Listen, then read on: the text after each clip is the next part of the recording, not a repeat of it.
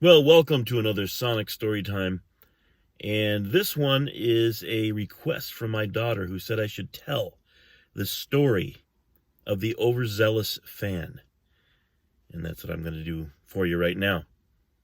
So, once again, many years ago, I was playing with a group. Actually, I was contracting a number of different groups.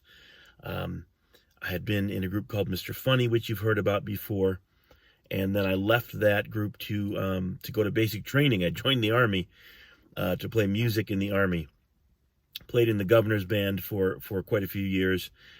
Came back and did some other things here. And during that time, I was doing a lot of contracting. So I had a bunch of my own bands, and I would just hire the musicians needed per gig. And I worked with an agent that knew me real well and knew what I could do and who I worked with, who I could put together. So I was doing a lot of different things, country clubs and concerts and yacht clubs and things like that.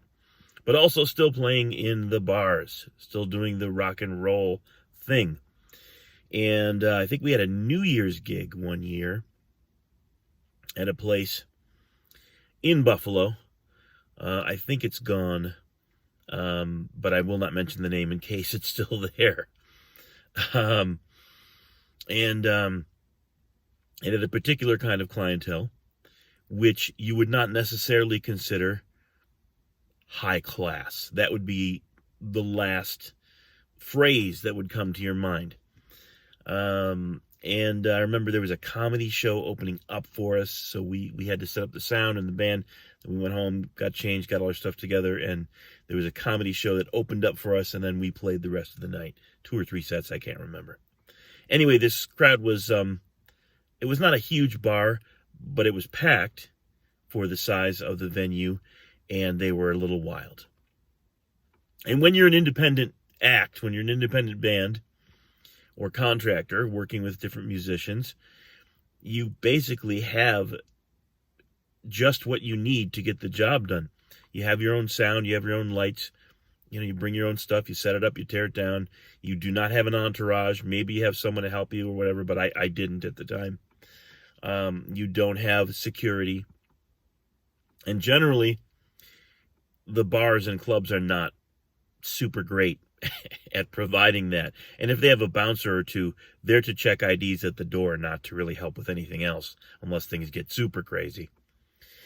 So you're kind of on your own. You're kind of on your own, and crowd control is all dependent on, your ability to keep them motivated and acting appropriately by interacting with them. This crowd was a little wild, and I had my hands full calling tunes and kind of corralling the musicians because, we only had a few rehearsals or whatever, and then we were doing this gig. It wasn't like a regular band where everybody knew everybody and, it could just pop, everything could happen. So there was an overzealous young lady in the crowd. And when I say overzealous, I mean that's being polite. She was unstoppable. And, I'm behind the drums, also trying to sing, also trying to call tunes and run the stage. So I wasn't able to maybe do what I would have done had I been fronting the band, out front to kind of corral and Tai Chi the situation. But this gal got up on stage with us and was very hard to get off the stage when she was up there. She was doing some inappropriate, there was some contact that was inappropriate, if I can use that euphemism. So finally, we get to the end of this set. I'm like sweating. I'm like, oh my gosh.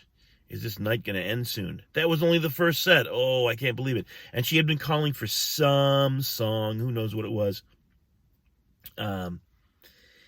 Let's say it was a Pink Floyd song or whatever, which was not, we were doing a party thing that night for New Year's Eve, and that was not really appropriate.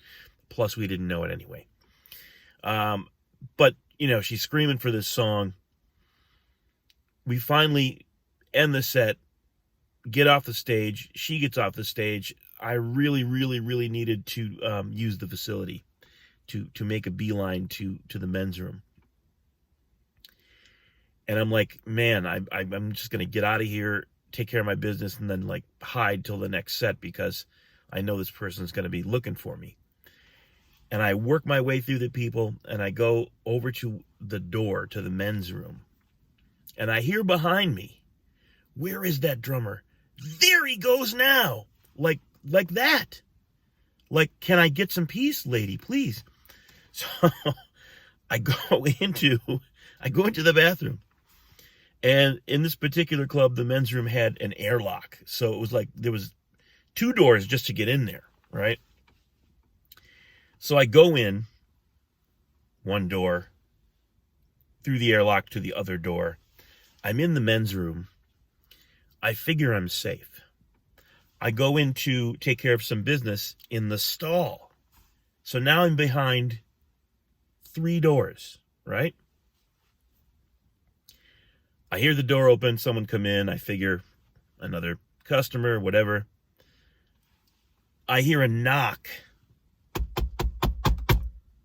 on the stall.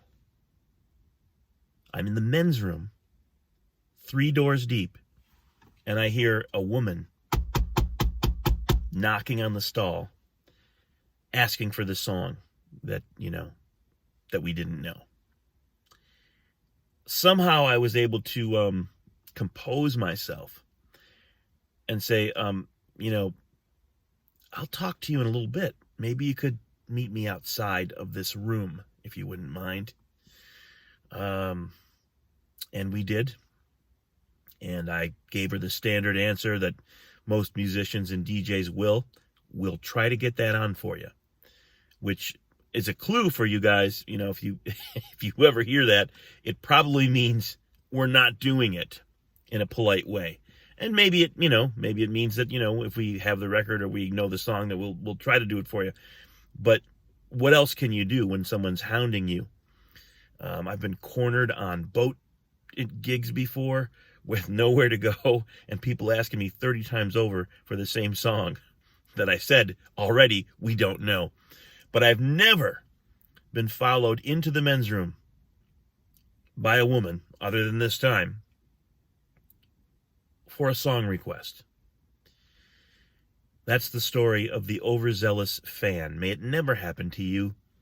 But if it does, try to maintain your composure and then excise yourself from the situation forthwith and post haste. And that's our story for today.